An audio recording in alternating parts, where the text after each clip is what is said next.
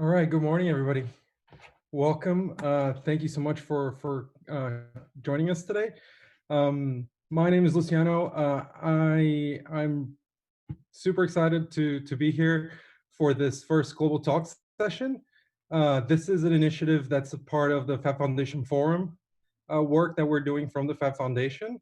And the main goal of that is to bring us together as a community and provide opportunities. Sorry, thank you so much for. My name is Luciano. I provide more opportunities like this for us to come together and talk and figure out what are some of those kind of common issues that we're all facing and share ways in which we're tackling them.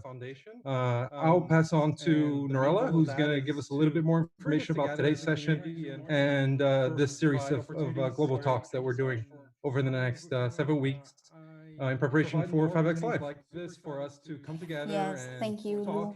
Yeah, and for the what are some of those kind of common issues that we're all facing and share ways yeah, in which we're tackling. yeah, getting the audio in the back. I'll Yeah, pass on to sorry. Norella, who's going to give us a little bit more information about today's It's session you, Frank. and this series of No? global talks that Okay, we're doing got it. over the next Thank you, Lu and Frank. Live. Yeah, as Luciana was explaining, my name is Norella. I also work for the Fab Foundation, and in this series of 7 weeks, if you want to call it like that, we will go around the world, trying to grasp a little bit of a, if you want to call it like a summary, of what has been going on in the world based on our Fab Lab network, since we have almost 2,000 labs, 2,000 labs worldwide. We are gonna try to summarize it and try to figure out what the path was, what we what we faced on the COVID-19 situation, what were the challenges, what were the successes, what were the situations that happen in each of the different regions that we are located. Today we will start with the Fab Lab network, Latin American and Caribbean network. And we will try this is more of a conversation. This is not like a showcase of what people have been doing around the world. It's more about getting the conversation going, trying to get some conclusions around it, trying to understand what the future of the Fab Lab network is and our role in society is based on different topics. And for that, we will have Beno Juarez from Peru, who will be moderating this session with different actors from his network. So, Beno. Thank you, Norella, and thank you, Luke. I'm very, very happy to be here, my friends. I'm very honored to present this amazing panel with these people integrated with amazing people from Ecuador, Master Roberto Gallo, from Aruba, Super Christie, from Argentina, Alejandro and Flor, from Mexico, Super Aristarco, from Brazil, Super Angela, and from El Salvador, Master Emilio. So this panel is amazing because these guys have been working a lot in the first line, facing COVID, making many different things, not only contributing in their countries, also with a huge contribution in all the region. And they have a huge experience also in how to jump from small prototyping and small manufacturing to massive manufacturing, generating a big impact in different areas according to the challenge of COVID. And that's interesting because in 2007, Niels published this amazing book, Fab, and talk about this revolution. And today we are living this revolution. We can say FabLat is not more a promise, it's a reality, it's a new normal. In this sense, I would like to ask you, my friends, how do you see and how did you like this experience, this new normal, the contribution of the labs behind the pandemic? How do you see the future of this network after this pandemic? Maybe we could start with Angela from Brazil. Hello, everyone. Thanks very much for the invitation. It's an honor to participate to this Global Talks.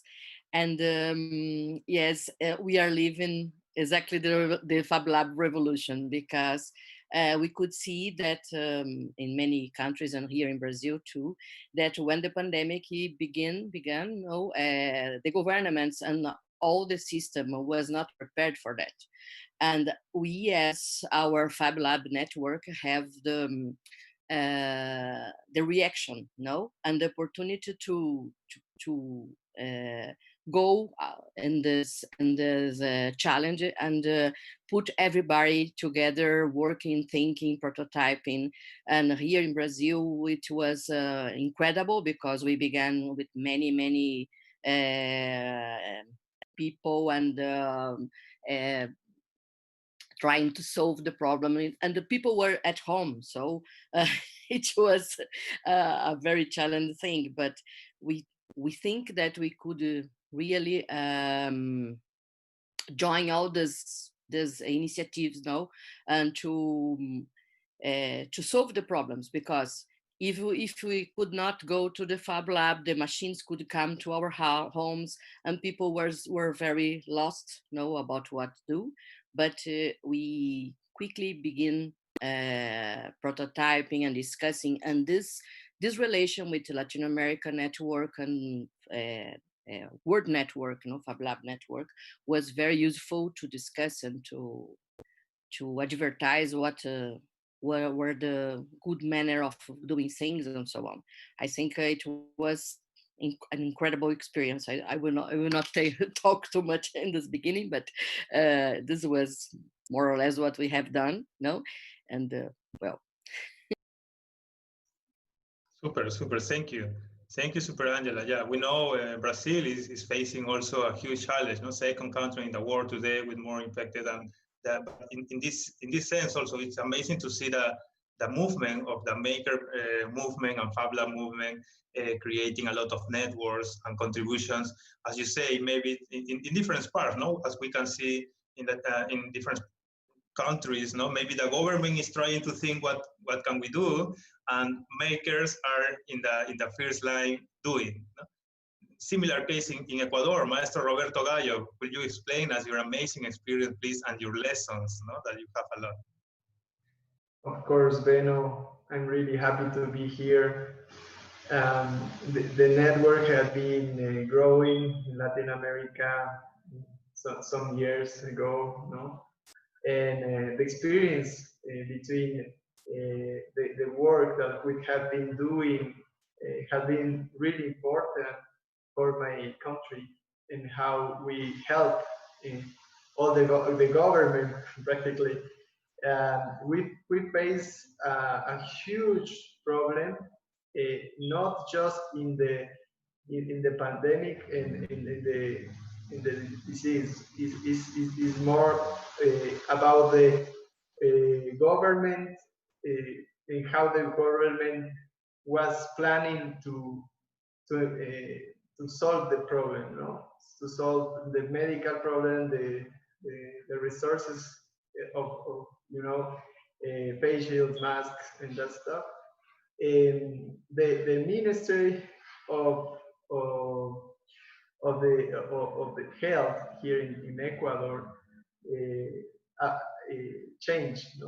In just in the pandemic, it was really hard to understand that just in that moment, because you know that the government takes a lot to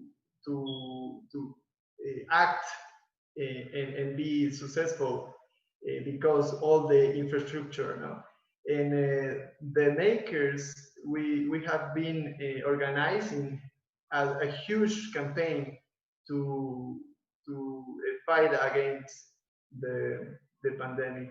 And then one of the amazing things that we have been doing is prototyping just super quickly, 3D printed at the beginning, then a laser cut, and then we enable a factory in order to provide the whole country with face shields and other stuff.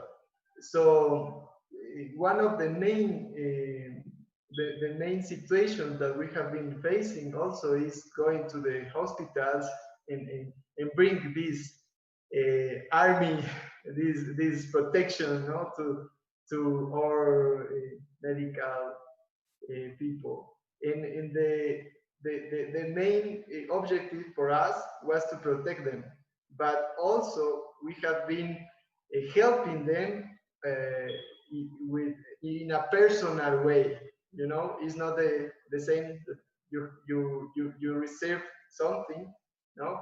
You are fighting with a super monster and you are receiving help, and I feel in the first person how these medical people have been, you know, super happy about this help, and it was not just a technical thing. It was just like a personal thing, and we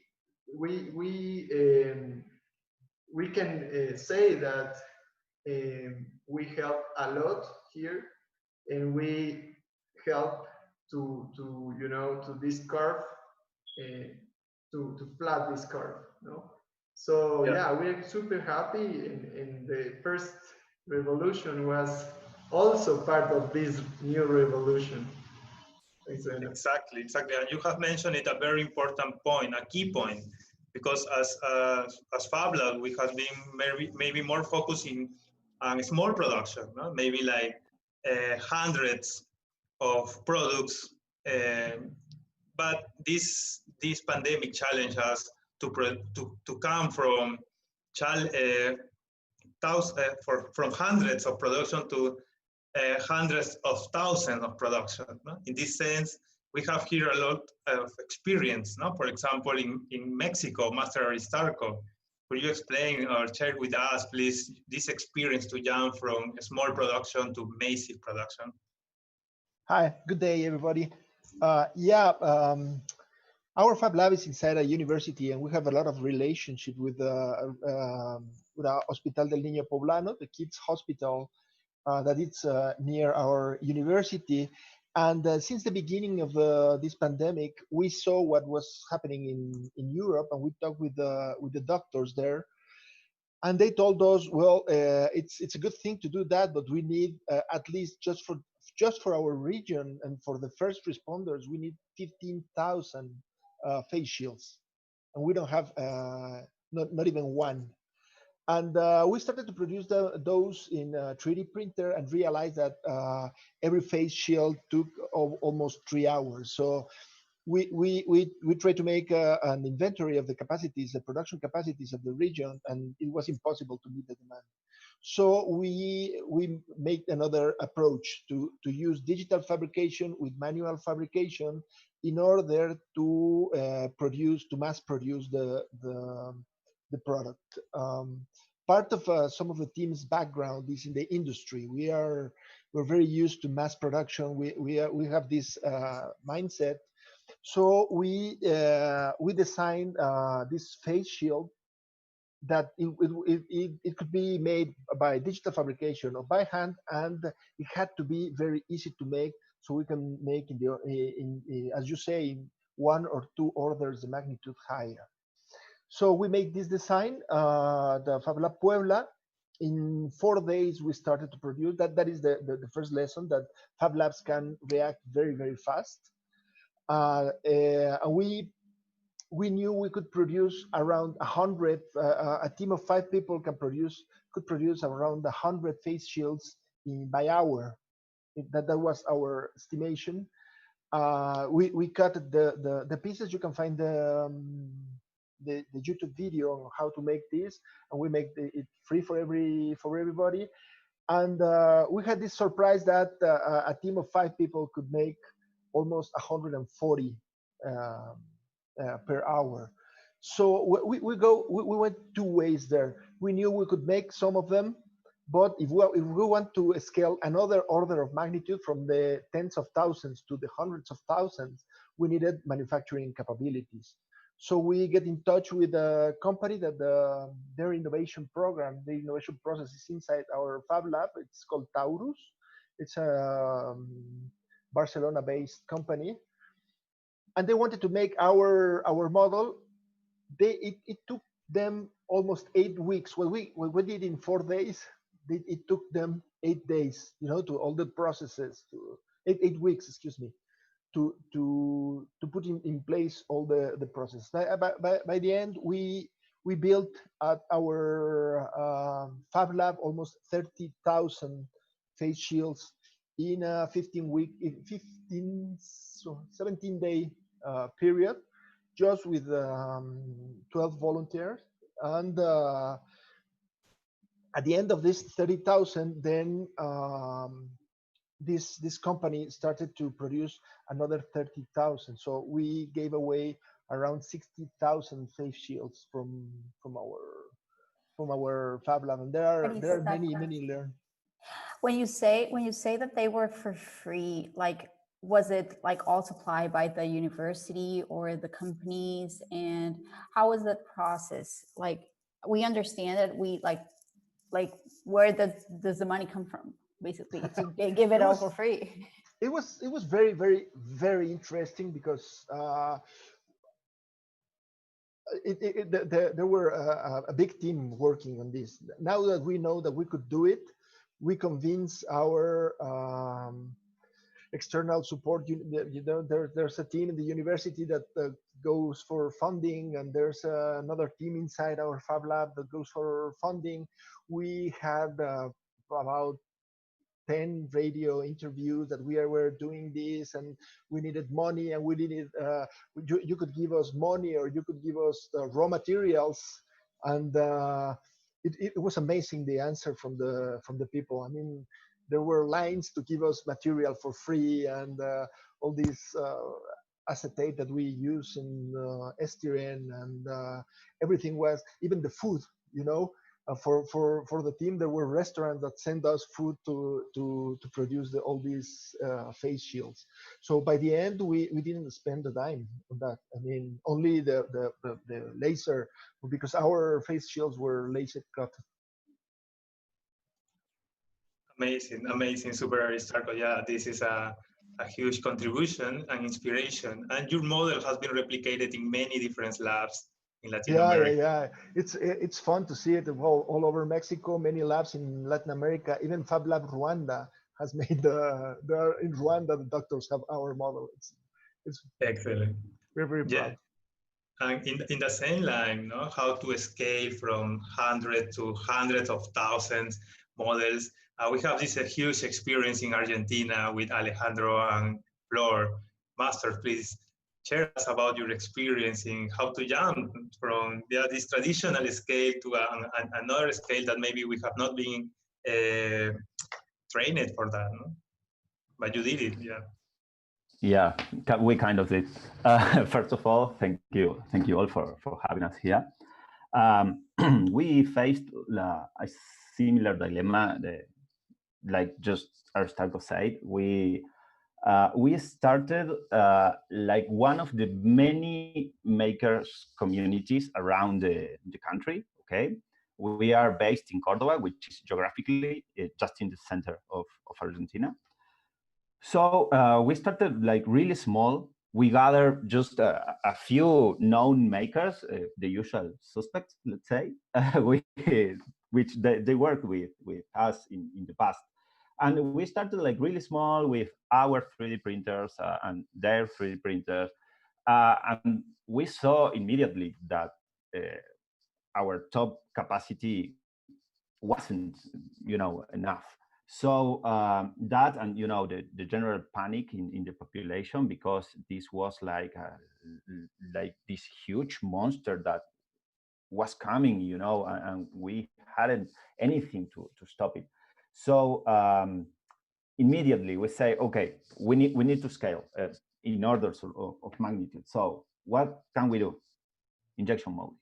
So we started like linking the private sector, the public sector, the Fab Lab, the makers, the stores, and a really long list of people to get all the necessary things to make the injection mold and then use it to produce at a bigger scale. It took us around 3 weeks to gather the steel, the manufacturer, the tools to manufacture the steel and make the injection mold, and so on.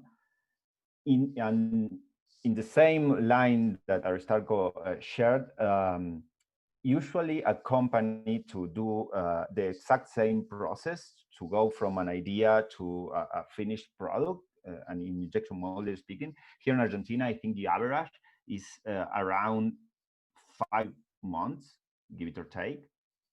So we really pushed forward for getting this, and this was all like really.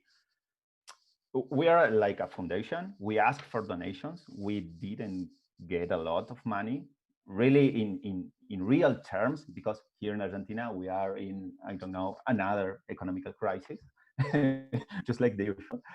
We got like really one dime. It's in dollars. It's I don't know if we gather $200 or so. So we had this huge, obstacle, because the company that was doing the injection, they couldn't make it for free. They had cost. The injection mold isn't automatic, so we needed a person there operating the machine and so on. So we did magic. Honestly, I don't know from where we gather, the strength and the force and the funds and so on. And I think our biggest win here was identifying from the very beginning the order of operations. The first thing we did was talk with the government and the authorities. Hey, we are this group. We the Fab Lab are coordinating it, but it was really a lot of people around the country, and say, okay, what do you need? In parallel, we were talking not only to the government, but also with medics, nurses, the medical personnel, the hospitals, and so on. So the government said here in Córdoba, they say, okay, we need to cover these specifications, because we found a lot of face shields that were really faster to print or to make, but the government say, no, we need this minimal amount of requirements.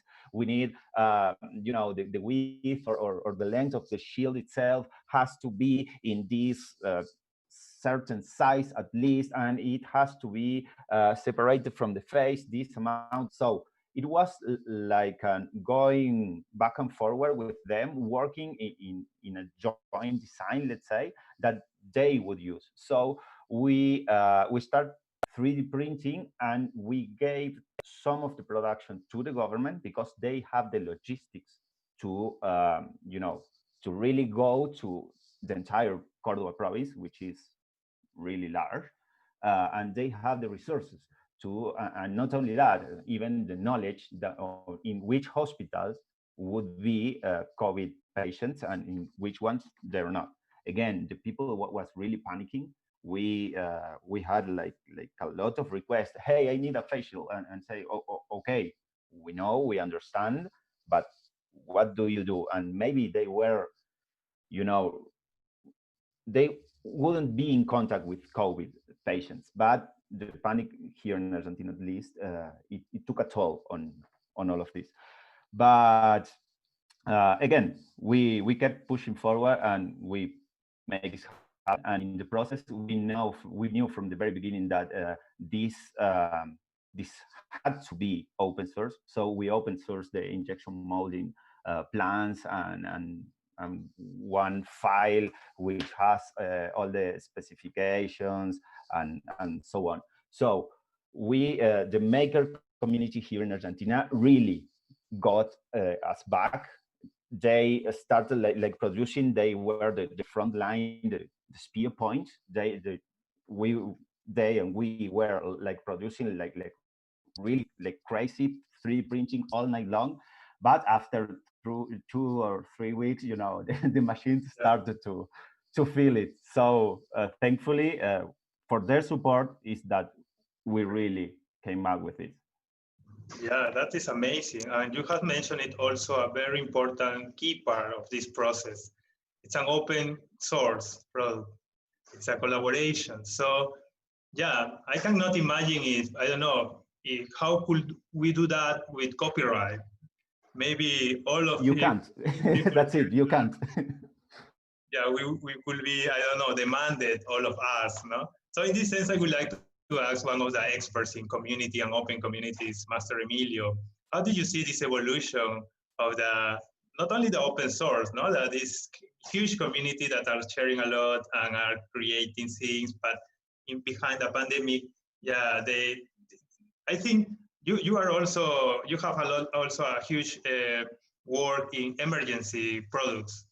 So for me, it was like a crazy to see how the government with the quarantines don't release the labs to open and to create things. I think for one of the lesson is to declare labs as emergency equipment for the future. No? Please tell us your experience in communities and open hardware and emergencies. All right. Wow, so much to say. I think that I would begin by saying that this pandemic has brought the maker movement to the spotlight. And the reason is because makers are very fast at doing things. And you could see that on the first couple of weeks, people already had designs. We were already thinking, we're going to need this and that, and way too faster than governments can act and move money. Some of the interesting things that I noticed is, for example, the governments were recommending certain types of tools or designs, and by that time, makers were already moving into something new. And that really shows you that the maker culture moves in a different wavelength. So that is one.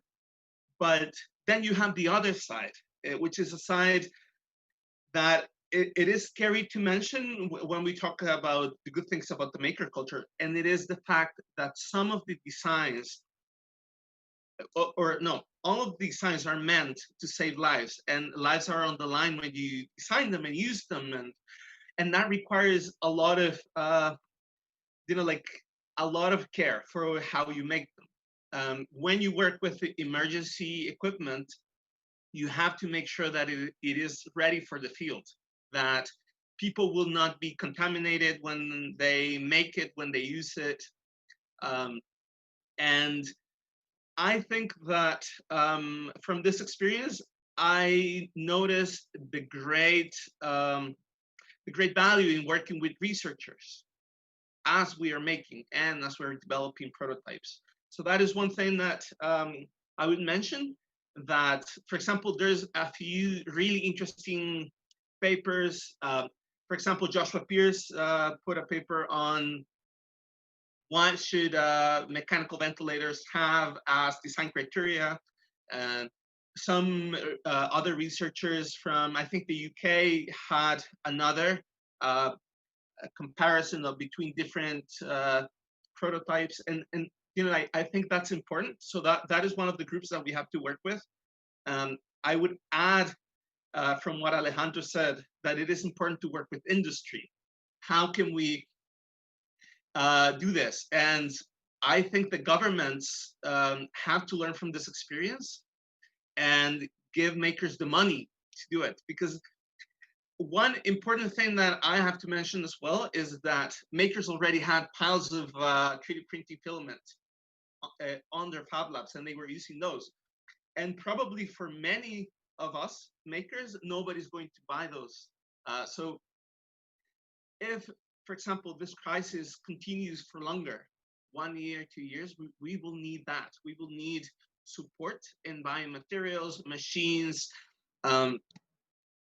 and having a more sustainable process, because this has been a moment on which everything stopped for a month, and then, or 2 months or 3 months, and people had the resources, the skills, the machines. But if we want this to continue, we need that support. So I would mention that. And then what else? Oh, yeah. So in regards to open source, I think not only the maker movement has seen this change, We've seen it, for example, in research. We've seen it in technology. Creative Commons had a COVID pledge on which companies or organizations could pledge to open their research for free for everybody to use. Elsevier opened their papers related to COVID-19 for everyone to use. And we are seeing in real time how the world is changing in regards to sharing and how business models can grow from that. And the world is not burning because we are using other people's resources. So I think this has been a beautiful experience. We still have so much more to do. From the side of Upperpedia, we have moved into areas that have to do with livelihood, with water quality, with agriculture, and other things that we believe that are important for communities. And we're moving into design of kits for emergency. And from my personal experience, and I finish with this, is it is very difficult when you have so many designs. You can find 200 different designs of water filters.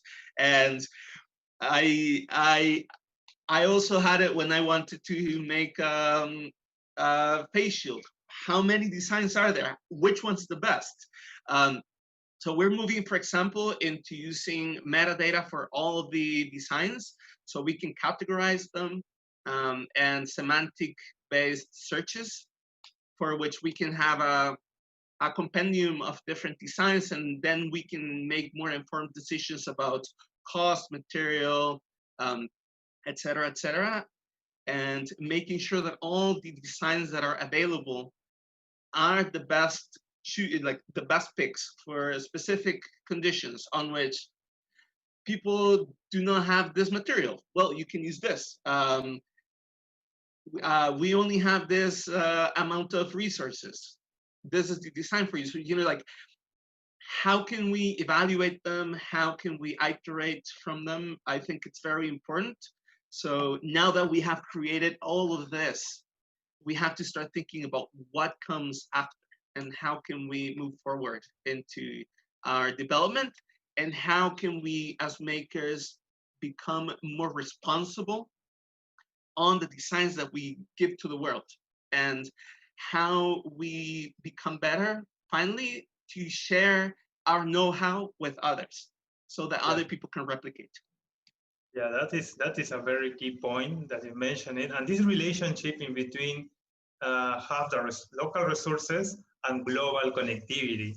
This is one of the principles of Fab Cities, and also it was interesting because people from the Caribbean mentioned it in 2 weeks ago, when we talk about the impact of the digital fabrication in the Caribbean, and they say, yeah, we are like constantly in this kind of challenge, because we have hurricanes, we have many different challenges every day or every year, and one of the key words is resilience. So I would love to invite you, Super Christie, to tell us about the experience in the Caribbean and in Aruba. Super Christie, please. Yeah, I think, thank you, Beno, first of all, for inviting me to be part of this wonderful panel. And I hope everyone who's seeing us is safe. Yeah, so the Caribbean has different problems, and some things make it easier and some things make it harder, right? Because we're very small, like we're small communities. So we don't have a lot of industry to connect with. And like nothing is made here. For Aruba in particular, but for many islands, we're like almost fully dependent on tourism. So basically our whole economy shut down to the extent that we, like in Aruba, we import 90% of our food. So we're like getting no money and we make no food. It's like a weird situation. But as Beno mentioned, like our friends from Puerto Rico were mentioning, like right before COVID, they had earthquakes and they were just recovering from major hurricanes, and we're back in the hurricane season. So it does feel like, I mean, with climate change and everything, like there's a drought, so that like a lot of islands like Aruba, we don't have like fresh water sources. So we usually do pretty well because we usually have a lot of tourists coming. For Aruba, we also have the huge benefit that we're part of the European Union. This is not true for many other Caribbean islands. But when this happened, basically we were cut off, and we had to make, we weren't receiving any imports of medical equipment. So like the hospitals had called, had ordered, and the things weren't coming in. And like all of you guys mentioned, like we saw this coming as makers. So I had already started calling all the hospitals and medical centers and stuff, and it was like, okay, let me know and I'll start making stuff. And then we did reach out to the whole community in the end to help, because we're a small makerspace. What we did is we were able to reroute funding that we had for educational projects. So for running our makerspace, for visiting schools, the schools are closed, so we're not visiting schools. So we rerouted that funding towards this. But I think that it is something, at the beginning, I was very freaked out because I felt like we had to like get together, but we couldn't. So like in the past, when there's a hurricane and you need to, you need to go clean the rubble, you need to move stuff, and you gather forces by being together, like, and then you couldn't do that. And so that initially felt like a big part of the struggle. It was just that we couldn't like build on people. But then soon we did. So we put out a public call out and we asked, like, does anybody else have a 3D printer? And we got like the guys from the drone racing team, some just other people who had 3D printers. And soon enough, we were 20 people, right? So we were like all in our own houses, 3D printing. We brought all the machines here at my house. You can see my house is a mess, boxes and machines everywhere. And then the hospital started asking us for like surgical gowns and surgical caps and things that I did not think about at all. And I do not know how to sew. So I was like, I am not the right person for this. But I was like, okay, this is needed. I'm going to start. So in Aruba, every year we have, and I think many of our Latin American friends share this culture, we have a big carnival. And so we do have the culture where like in a very short time, everybody sews a lot. So there's a lot of people in our community with sewing skills. So I just put a call out. I was like, anybody know how to sew that's willing to make medical equipment? And we had more than 80 people sign up. And so in 2 weeks, we made 5,000 surgical caps. We got more than 1,000 surgical gowns. We got, and these are very small numbers, but we're only 100,000 people on the island. So it's a big amount for our community.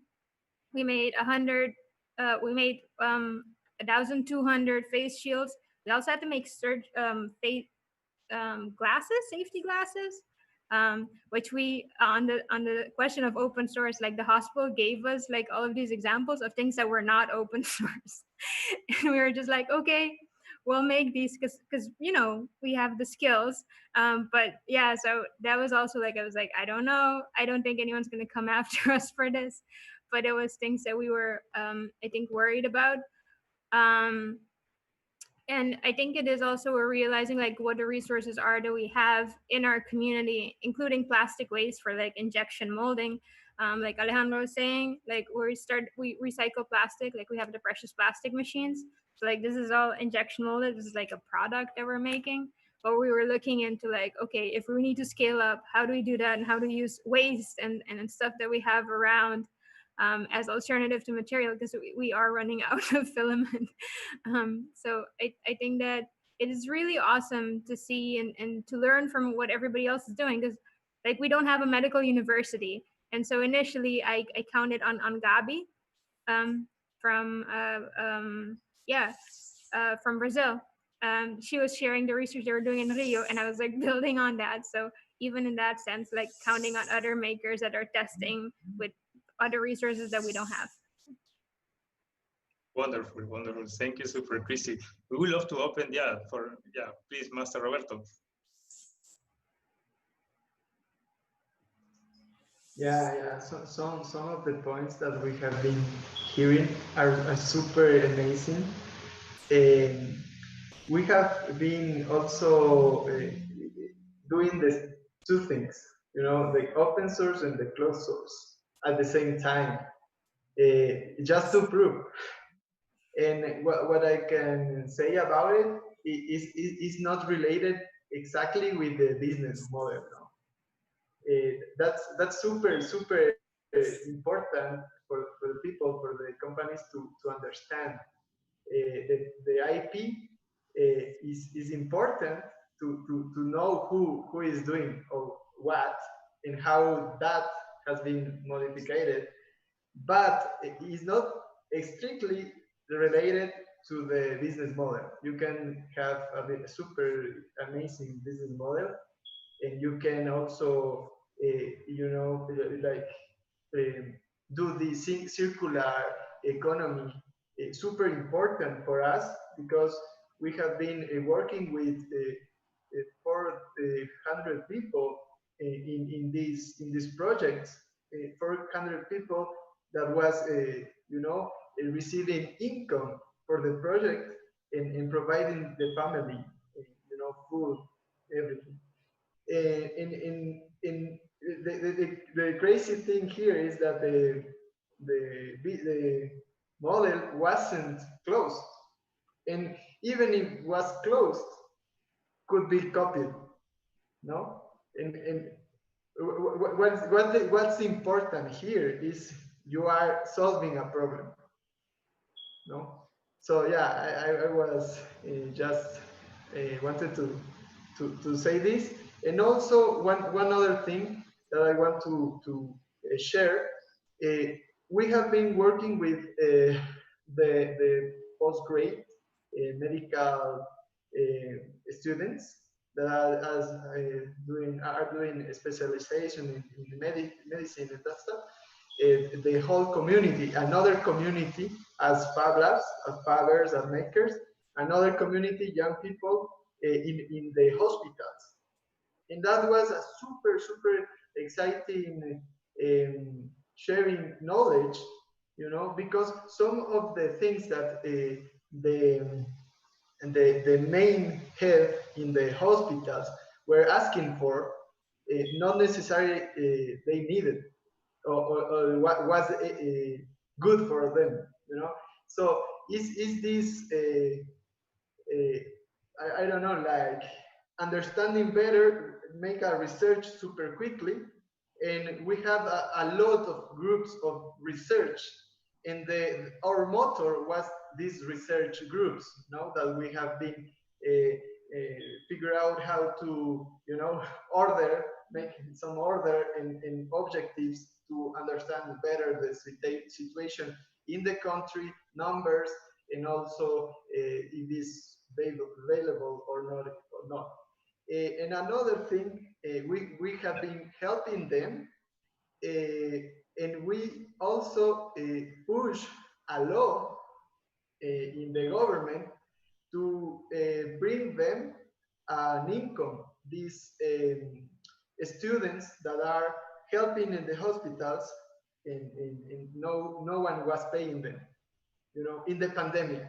So it was not just, you know. So for us, helping them with also the face shields and all the huge impact, push a law to make the world a little bit better. Yeah, in that sense also. Amazing experience, super Maestro Roberto. We would love to open this space for your, please, questions, comments. If anybody wants to comment something, maybe you can open your camera and say directly, please. I would like to say something here. It's very interesting because I think the most incredible experience is that we could share with all the people in this process our Fab Lab way of living, of life, no? Because people were at the first time thinking on how to get to solve the problem. Oh, what can I do? No, and how to organize these people, because many groups were pointed in the Instagram, WhatsApp, and so on. People was, what can we do? So organizing this thing, you know, when we discussed in one of our first meetings in the FABLAT, you know, oh, could you please organize this in the FABLAT network, no? And then we discussed with Emilio and so on other important points, not only to see how to produce these equipments, but how to help people in the social and economical problems, how to help people that were at home, you know, what we could do. So many interesting programs we could see happen as the Fab Lab Peru made so many workshops, and here in Brazil too by the FABLAT network, for people at home, for children, for persons. So it's very important that to see our oh my God, to see how we could help as the advisors, and about the best procedures, about how to do, how to organize. And this is a very huge experience we could share in all this process. So, here in Brazil, we also changed the health ministry, and we are without anyone now. Now it's a very, very problem, a very high problem here. So we can walk through that. How can we walk through that? You know, sharing our experience and sharing this all our knowledge. You know, this is an experience we have to think by the.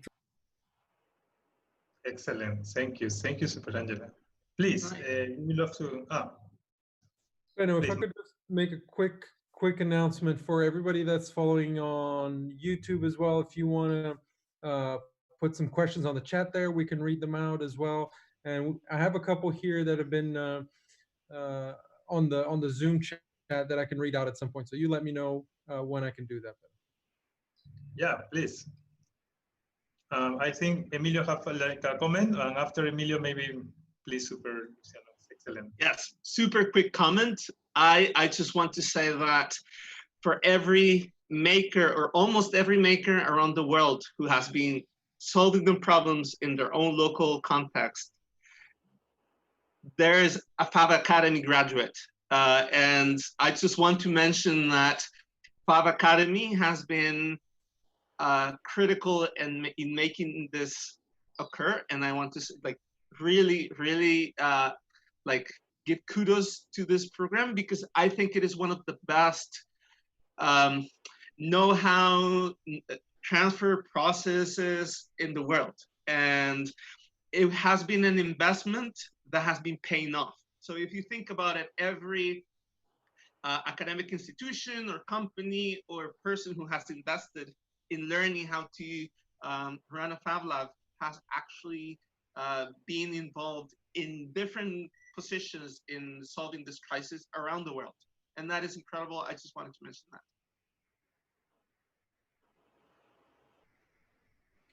All right. I'll add a question here from the chat. So Sherry asked earlier, this is a question for Christine, relating to the gowns and caps that you were talking about. She was interested to know what material or materials you used for those. All right. So we kind of tried to figure that out, and we used the open source PPU network. It was like this big group. And we found out that it was spun-bound polypropylene. So then we went out to try to find out where we could find spun-bound polypropylene on the island. Turns out that it was used in these bags that certain stores used as like reusable bags. So we contacted those stores and asked them to donate them. And then we got 5,000 bags donated that were repurposed into caps. It was harder for the gowns just because it's like the amount of fabric that was needed. We found some guys that were saying like, oh, you could use Tyvek. So I called all the construction companies on the island. None of them use Tyvek. So Then I found out that they use it in mattresses and refurbishing mattresses. So then there were a few companies locally that refurbish mattresses. So I contacted them and they had some. So then we had to buy it from them. So we got. Was it Tyvek that you bought or something else from? No, it was spunbound polypropylene. Oh, okay. That's used for the mattresses. So they had big rolls. And then the other source we found was in like the suits for construction, like for painter suits. The throwaway ones happen to also be the same material. So we bought one and then we took it to the hospital. They confirmed. And then we got a bunch of those donated and we got some support to buy out basically a lot of the stock and repurpose that into surgical gowns. That's awesome. That's awesome. Could I ask just one more question? Actually, this would be of Angela. Angela, could you just comment a little bit on what kinds of programs, sort of more social programs, other than making PPE, were they mostly like educational programs for kids or activities for people to do at home, or other things? Mm-hmm. Yes, of course. Thanks for asking. And yes, we discussed this from the beginning. So in many of these groups, many people doesn't know what to do and how to do that. And we formed small groups in WhatsApp and Telegram to discuss every of this activity. So some people went to stitch the masks on their home, even if in the beginning our government said that we should not use the mask because we know that there was not enough masks for the medical people. So they said, no, you don't need to use the masks, but we knew that it was important. So groups begin stitching this masks at home. And other people begin thinking how to create simple activities with the children at home. So some Fab Labs here in Brazil, we discussed, and they even very, very simple things, how, and some, how can I say, some jokes and some kind of activities you could do with the children at home to distract and to feel better, and some other things about the health, the body health, and how you could do at home some yoga or some movements or some kind of dance sitting in your chair for not to be in strictly without movement in the house. And especially the workshops we could do online and in many Fab Labs, from many Fab Labs, and putting online for free for people to discuss and to get some knowledge, from these workshops, to use this time better. Because if you have to stay home, how to use this time to feel better, to feel or to get some knowledge, extra knowledge that can help you after. So this was a very good experience we make together with the Fab Lab Peru, from the Jenny, that make all the workshops for children that we could see here in Brazil too. So this, I don't know if it is the... Yeah, thank you. Thank you so much. Yes, that's very helpful. I have one more question in the chat here from Carmen Bueno.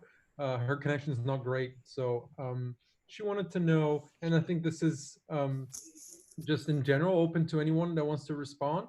She wants to know what are some lessons that that you've learned through the pandemic that you feel are important lessons for the future and that apply not just to the pandemic, but that kind of taught you something about how we can better serve the communities or change the ways in which you were doing things before the pandemic? I will take that. I think speed was key here.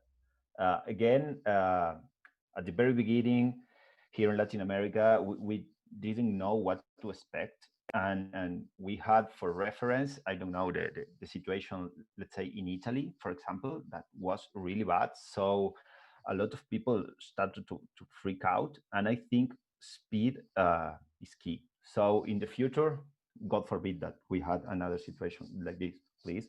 But I think that we've shown ourselves and the network and the world that united we can do whatever we need to do. So in my opinion, we have to be ready and start thinking like outside the Fab Lab as a whole, but also as a tool. We need to, this make us like think outside the Fab Lab box. We all work with our laser cutters, with our 3D printers, and so on. But the Fab Lab like got really, really small, like really, really quick for this particular thing. And for me, I think that communication and relationships between Fab Labs and individuals and institutions and the public sector and so on would be key in the future, because the speed. We can solve, the government works, okay, and they do a lot of things that we cannot do, but the time the government has to do something usually is really long compared with what we can do, as a Fab Lab or as a community. I agree with Alejandro, and yeah, and that is very important because we suddenly found out that this web of local production, there are many holes in there. So we must have to work with bigger companies, and we have to find this way of scaling from a Fab Lab into one or two orders of magnitude, so we can really local produce, local source products. Another thing important that he mentioned was communication. At first, I started in the Telegram group in Spain that was called Face Shields or something, and suddenly we saw that from one day to another there were 14,000 messages. So that there was no way to follow that. So what we did, we formed smaller groups with people from companies, from the hospital, maybe 10 or 20, so we can coordinate what was really needed from the hospitals and what's really our production skills that we can manufacturing. We also saw that we need new knowledge in the network, in the Fab Lab network, new knowledge, especially in the design for manufacturing and different processes that can add up to our knowledge of the digital fabrication in order to scale this process. That will be my comment.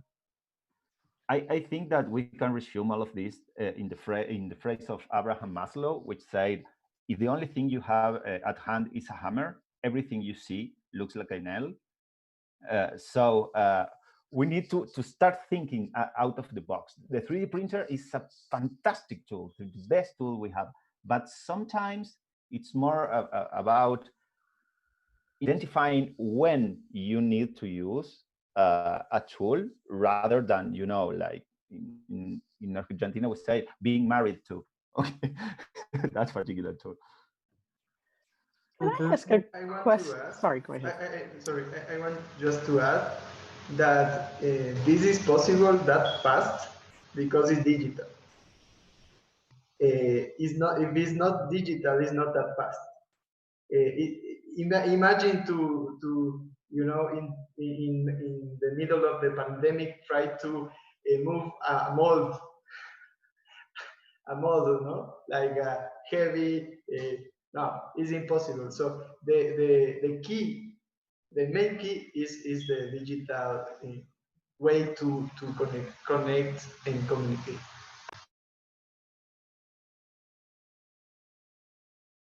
Sherry, you wanted to say something?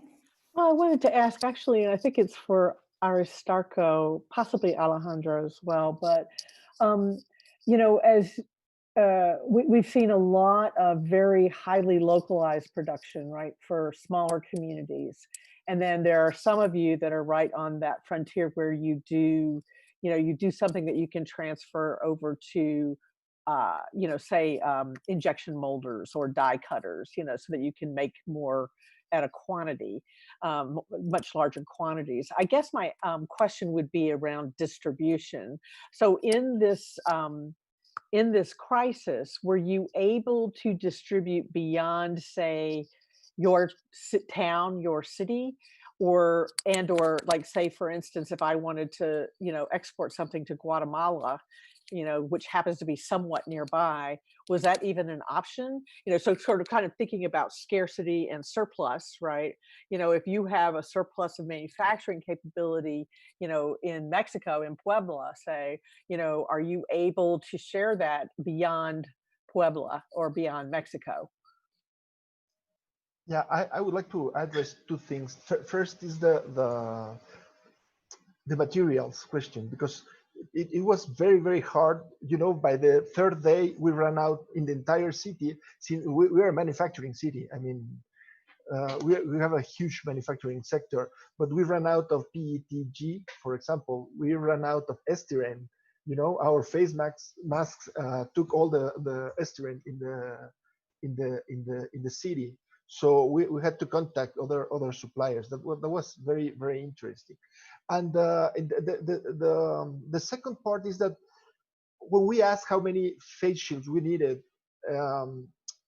there were only 15,000 for first responders in the region. There was Puebla and some other small cities around us. But suddenly we found out that some people that we did not consider that they were needing all these face shields, like people in the municipality, like people in the police officer that is in the hospitals, the people that goes for the sick people. So we put this web page for people to ask for face shields, and suddenly we have a 60,000 face shields demand, and not only from Puebla, but from all the region, all the way to Veracruz and Mexico City and Puebla. And there we had this logistic challenge. We solved it two ways. We have, as I told before, the people were very generous in Puebla, because we had 3 cars from Volkswagen that they lent us for us to just for delivery the face shields. We have from bike and from Land Rover. It was very funny because it was very elegant supply chain, and we sent by DHL many packages to Oaxaca and to Mexico City. That's how we solved that problem. But it is a learning point. I mean, there's a challenge there also. Here in Argentina, we were under a strict social isolation by the government, so no one, theoretically speaking, should be in the streets. So that was a huge obstacle for us, because imagine that we needed, I don't know, some materials or something. It was really hard, and we had to trust, I don't know, in taxis or services like these delivery guys and so on. So we focused entirely, as Roberto said, in the digital thing. We designed the injection mold and we open sourced it, and we gave the injection mold to not only industries, but government dependencies that are really related to the industry, to make them replicate the mold and really distribute the production. So cover the entire country from different nodes or points. That was key. We also had the issue Aristarco mentioned. At the first week, we we couldn't find any more, plastic for the face shield, like acetate, PET. We use polypropylene. We use, I don't know, we were looking for plastic. There weren't plastic in the entire country. Argentina is really a big country, so logistics were complicated. We paid a shipment of plastic from, I don't know, maybe 2,000 kilometers, because it was the only factory that had in the entire country, and that was really complicated. So we really focused on distributing the production, not only to the industries that had the capabilities to replicate the injection mold, but also the makers or anyone who had a 3D printer at home. Thank you both. That's super interesting and super important. Excellent. Thank you so much. Well, we have many questions, but Super Christie, please. I had a question, which is something that I was struggling with. Like, I was okay. We made shields for the hospital, and I was very comfortable with that because they were worn in together with like 2 masks. So they had like the N95 mask, surgical mask, shield, hair cap. It's like a whole thing. A lot of times goggles under the shield. So I was like, all right. And, but then like a lot of people started calling me, asking me for shields and like willing to pay for it, and I was really worried because I couldn't find any research. So we were talking about before that face shields on their own protect. And I felt like a lot of people felt that they did.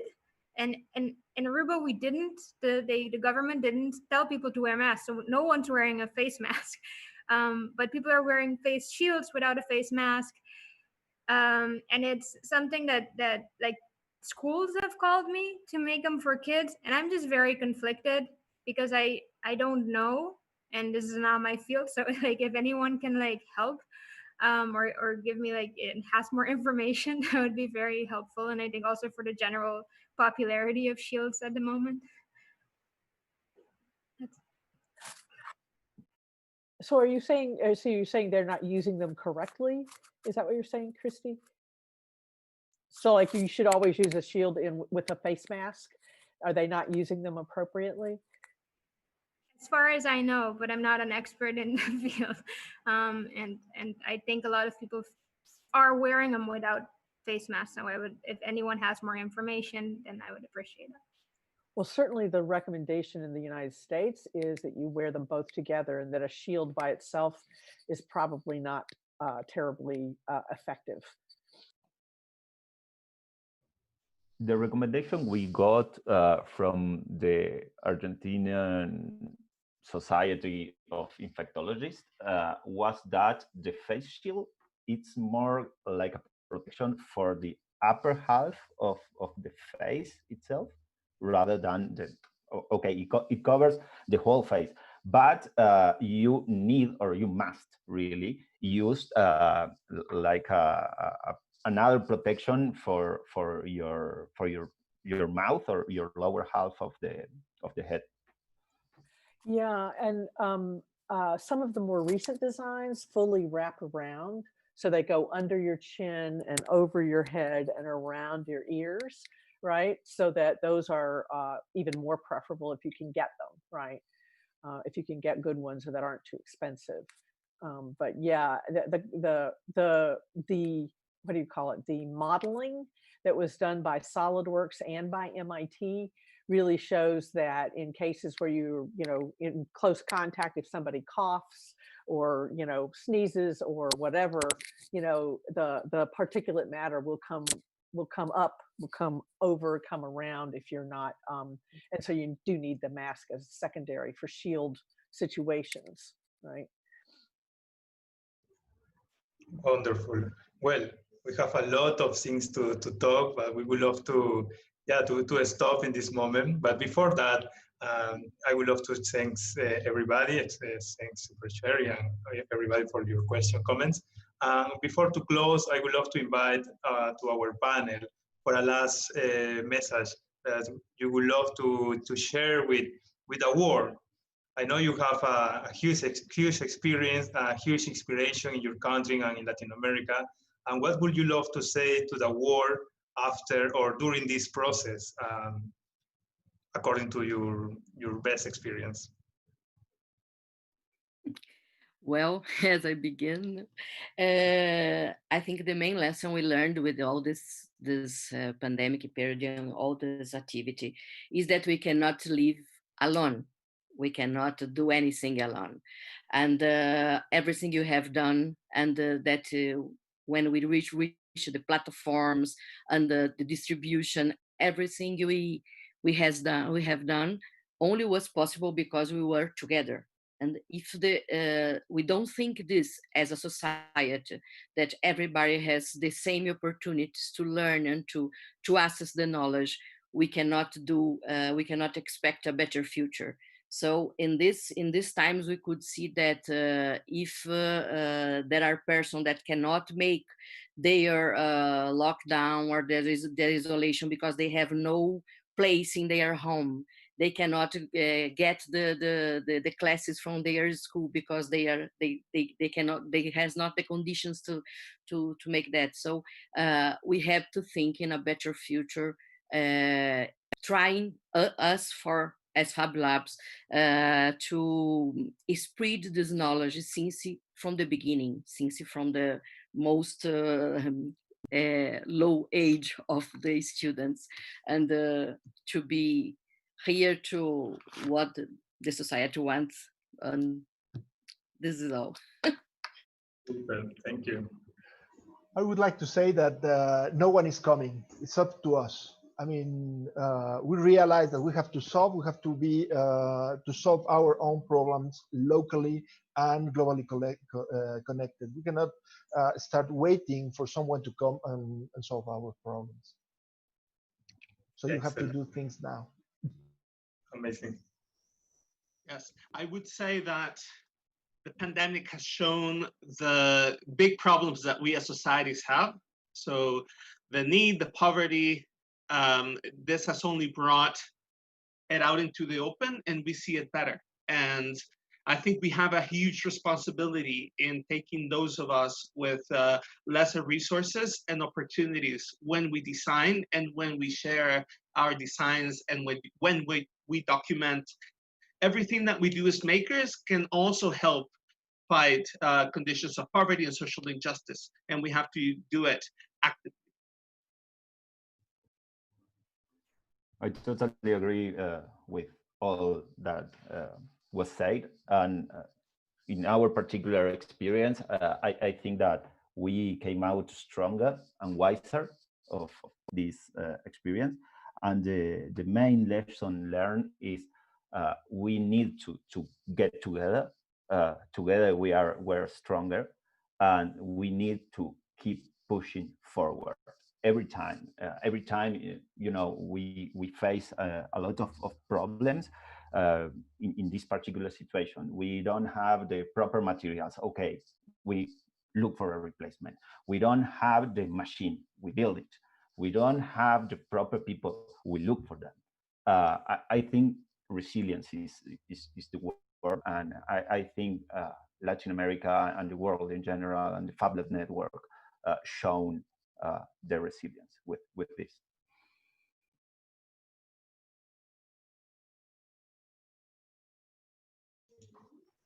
I guess I think that what's important is in this case also, like, I concur with basically what everyone said. I especially like the point of resilience. Like Beno said, like, you know, we have new challenges and we need to find new solutions, but also to not be too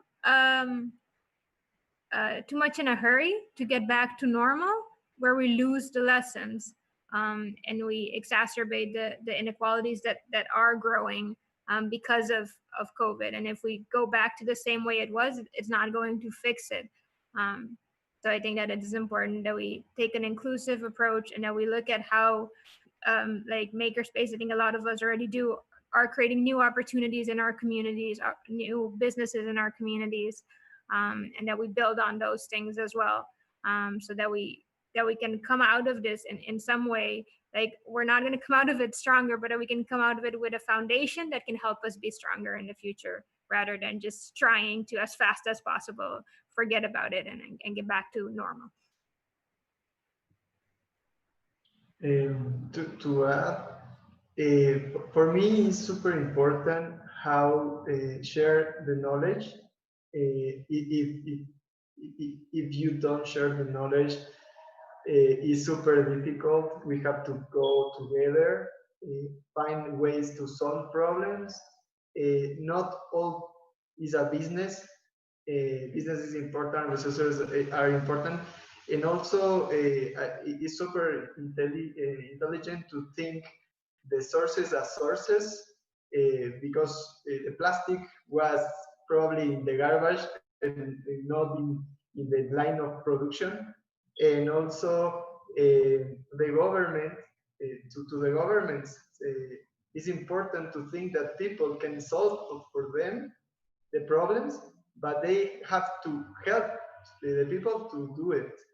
The governments have been thinking like I'm the solver problems. It's not like that, and we saw in all the world that that pattern. So yeah, that's the message. Wonderful. Thank you, friends, for your words. From my place, I would love to say, yeah, after listening to you and after see your experience, Fab Lab is not more a promise, it's a reality, it's a new normal in the world. Thank you. Maybe Norella, Luciano want to say something. Yes. Yeah. Thank you all for joining us. I think this is a good way to start the conversation. I totally agree with Christine's point to set like the foundations of how we must work with this in the future. And I think you're all making so wonderful efforts locally and showing the world what like the Fab Lab community and the maker community can do all together. I think that brings a lot of force of nature to this situation. So congratulations to you all. I think you're doing wonderful jobs locally and globally, helping us also as Fab Foundation to support you. This is a way, and we will definitely continue the conversation around the world with different regions that will express like their situations and how to move forward, not only for this crisis, but for whatever other crisis we need to face in the future. Luciano, do you want to say something? Yeah, I'll just thank everybody who's been involved. Thank you for everybody that participated in the panel. Thank you for Beno for leading us today. Thanks Norella, thanks Fran for making everything work in the background, and more importantly, thank you to everyone that came in and participated and asked questions and engaged. This is really kind of what we're really focused on. Opening up a conversation, a global conversation where everyone kind of gets to join in and participate. And so, yes, just thank you all, and hopefully we'll see you again soon and keep this conversation going. Yeah, and we invite you to our next panel that we will go for now for South Asia next Thursday. Time to be confirmed, but stay tuned. Thank you so much for joining, and see you soon. Bye-bye.